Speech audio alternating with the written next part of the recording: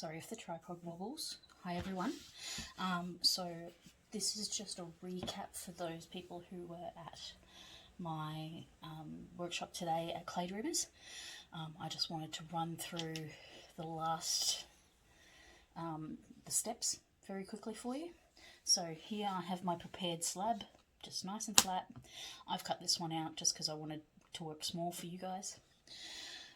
Put that aside. It will stay green. It's not going to get to leather hard while I'm doing this. So now we talked about sketchbooks briefly, and you can see this, which will be nice and upside down for you all, I think. But I'm going to do a quick exploration of that sketch on this. Now, as we said, we work what we want on the outside of our pot. So on the top, what we want to see first is what we work on first, and we work towards the background. Okay, so we've got some black. Got my black out yet? So there's a couple of black lines in my design. Remember when we were talking about armatures for designs? This was this is that L-shaped armature. So I'm going to go right across this piece of paper because, you know, it helps me get a flowing line. Now, one of the things I saw a few of you do today was have very little. We don't need to have really solid breaks, but solid pieces of clay on the paper, but we do need to get enough clay down that it transfers, so we don't want it to be like a watercolor on here. So make sure we've got a bit of black on my brush. Not a lot. For this one, I kind of want to get a nice little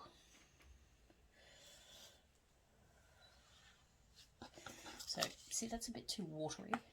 I've wet the brush a bit too much. Don't love it. But again, overworking it can be a disaster as well, so we don't want to overwork it. So just get some of the water off my brush. Okay, so the next colour down is going to be the reds here. And again, I'm going to, oops, should have held that down better, but that's all right. As we said, process is freeing, right? Now, you see I've got a dot all the way over here. Actually, it's a balance thing. I might go in like this. Remember what I said about thinking about how it would be on your pot?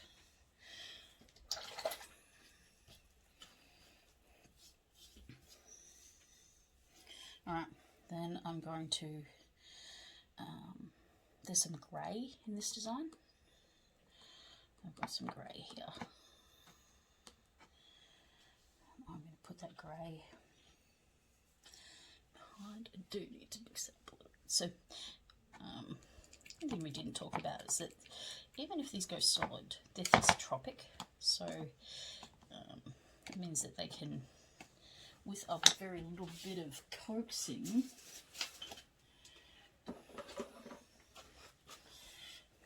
it sort of looks solid. But if I mix it without adding any water, it goes back to being liquid.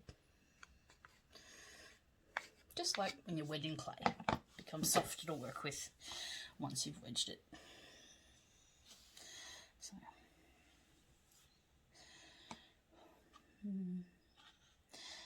I'm going to keep that happening. Alright, I've got that grey. Could have been a bit of purple, a bit of green in there, but we're just going with what we're doing right now. This is my darkest green.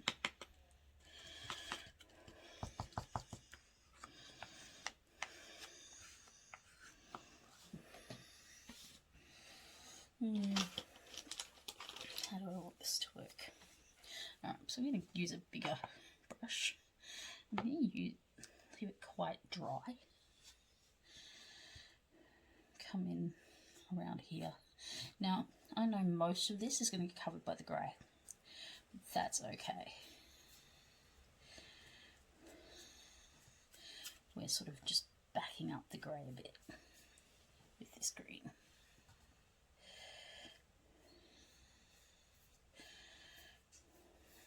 I'm just going out to the edge there. Alright, so I've got some more there. For this one, I'm just going to dampen the tip of my brush a bit so I can get more flow happening.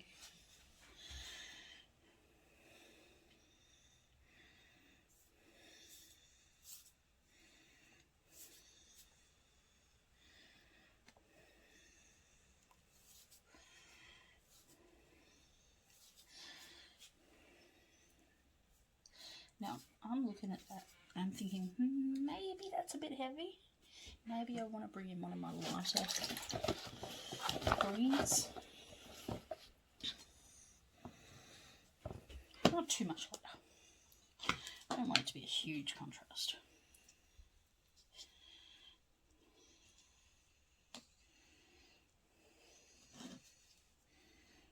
So remembering that this will show through behind the green.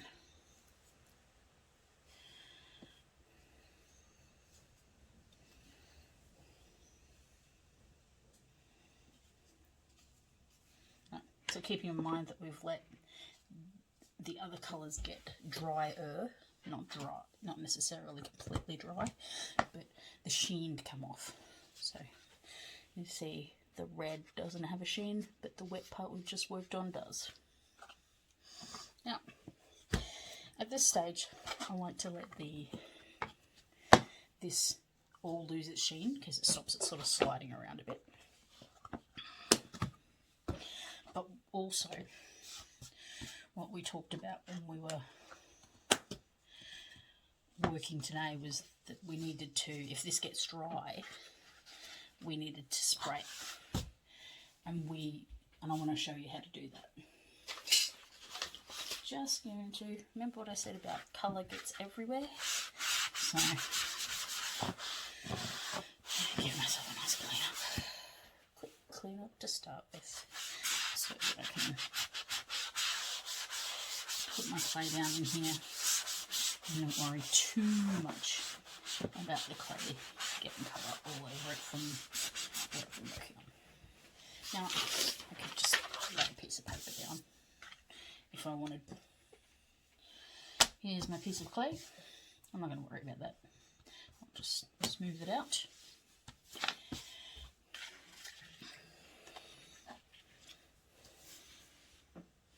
Now, okay, let me show you this even though mine's quite dry. Move this out of the way for a sec. So mine's not quite dry yet, but if yours is dry, a couple of sprays. You don't want it to be soaking wet, but also be careful at this stage. You've just made it all wet, so just be quite careful. Bring our clay back over. I want to have this in the position I want it to have. So there for you. Okay, so I've got this. I'm just going to put it on there. Let's just going to gently pat it down for now. Then remember what we talked about. We talked about taking our sponge, making it wet. It doesn't look, this butcher's paper that we use today I don't love, but we want to get it soaked. If it's the washi paper and stuff, it doesn't seem to need as much water. So if you're working on pieces that you don't want to get as wet, you know, that have joins and things like that, as opposed to a flat slab, I would look for a different paper, newspaper, or the washi paper. So I'm just putting this down, nice and covered. And get our roller. Now you can use a rolling pin. Remember, we're not applying pressure to move the slab or make it thinner. We're just trying to seal our picture onto the clay.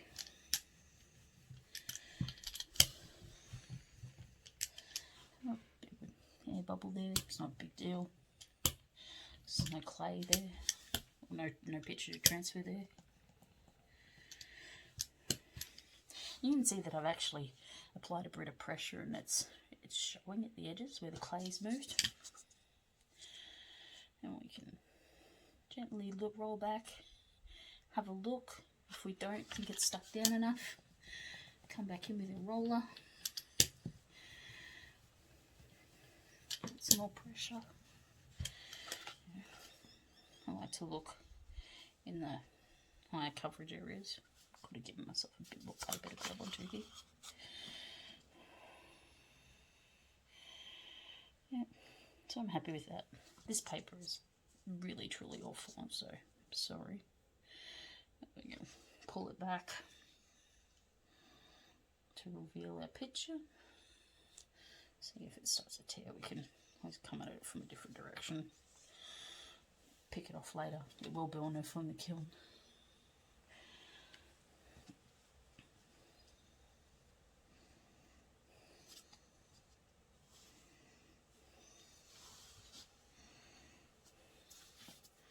Can't get my fingers in there and damage the slab. Yeah. For the sake of showing you. Just leave that away.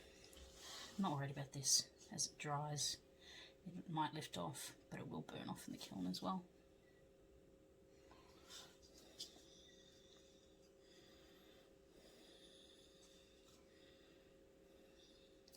It's just preventing you from seeing the design. But yeah, so then we have a nice piece. We can form that into whatever we want to form it into. I can let it get a bit more hard and then form it just like that. I'll do that. Alright, thank you very much.